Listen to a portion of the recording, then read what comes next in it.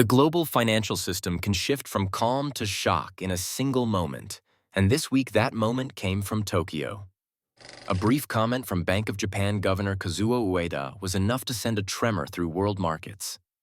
Japanese bond yields jumped within seconds, and the reaction quickly spread across Europe and the United States as traders rushed to reprice risk. What looked like a routine day suddenly turned into a warning sign for investors everywhere. Japan's move is now shaping borrowing costs, the dollar's path, and even the behavior of stocks and Bitcoin as pressure builds. Japan's shift began with a short comment that immediately caught the attention of every trader watching the Bank of Japan. Governor Kazuo Ueda said the central bank would review the pros and cons of lifting rates during its December meeting. It was a cautious statement, but for a country that has kept interest rates near zero for decades, even a hint of change was enough to shake the market. Japan has been the outlier among major economies for years, holding borrowing costs down while the United States and Europe raised rates again and again. Because of that long history, investors knew that any signal of a change in direction could have serious consequences. The reaction came almost instantly. Within seconds of Ueda's words, Japanese government bond yields surged. The two-year bonds jumped above 1% for the first time since 2008, which showed how quickly expectations flipped. The 10-year yield climbed toward the 1.8 to 1.9% range. These moves were not slow or cautious. They were fast, sharp, and driven by traders who suddenly had to rethink years of assumptions about Japan's policy. This single moment triggered a chain reaction because markets in Asia, Europe, and the United States are tightly connected.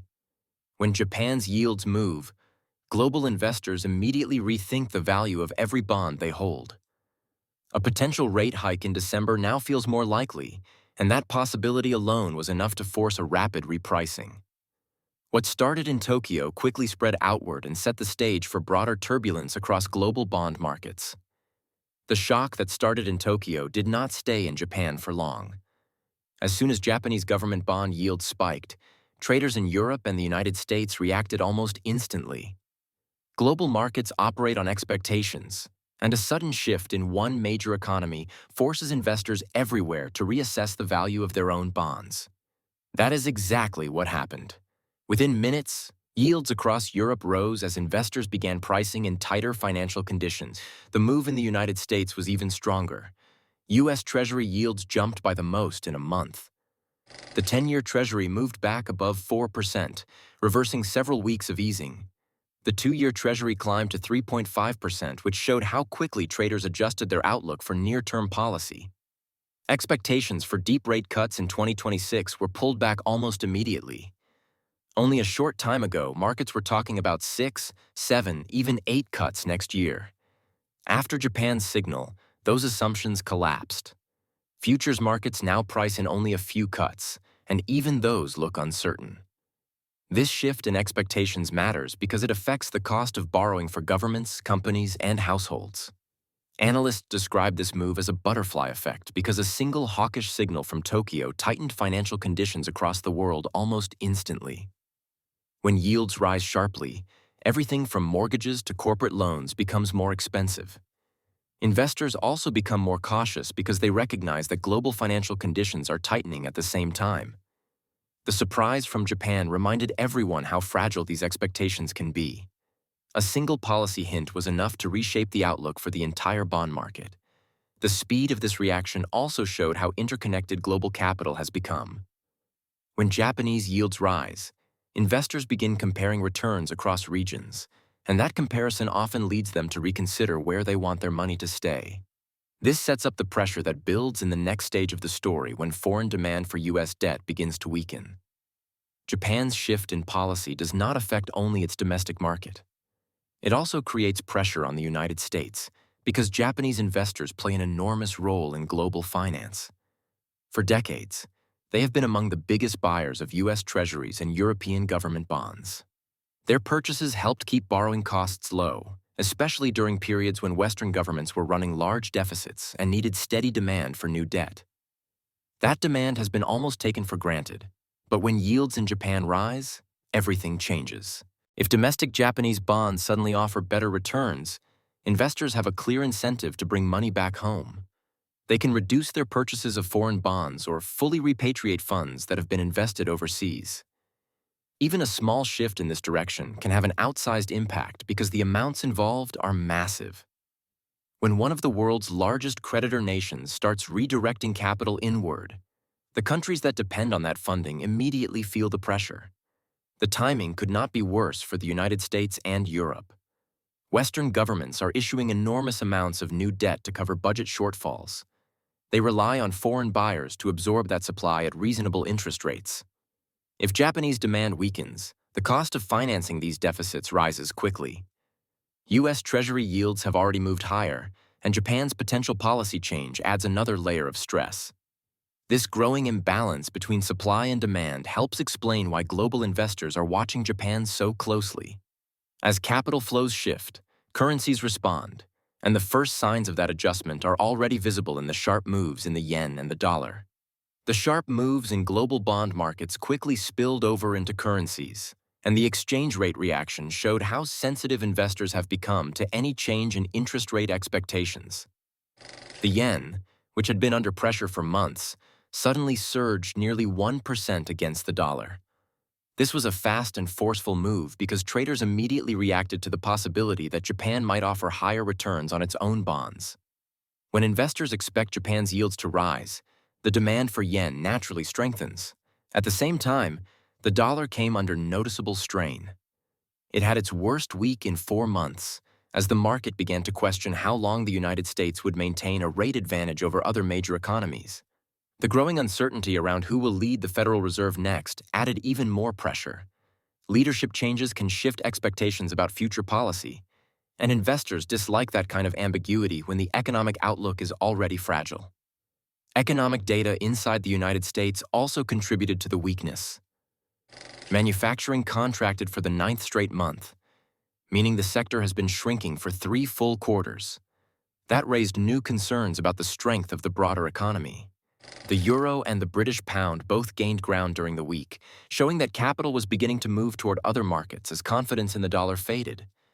Currencies often act as an early warning sign of changing sentiment, and this reaction made it clear that investors were reassessing the balance of risks. That shift in mood soon appeared in stocks and even in Bitcoin as global markets moved into a more defensive position. The change in global sentiment became even clearer once stocks opened in the United States. Tech shares were the first to react, and they moved lower almost immediately. Investors who had been comfortable taking on risk only a few days earlier suddenly shifted toward caution. Both the Nasdaq and the S&P 500 slipped into the red as traders reduced positions in companies that depend heavily on cheap financing and strong growth expectations.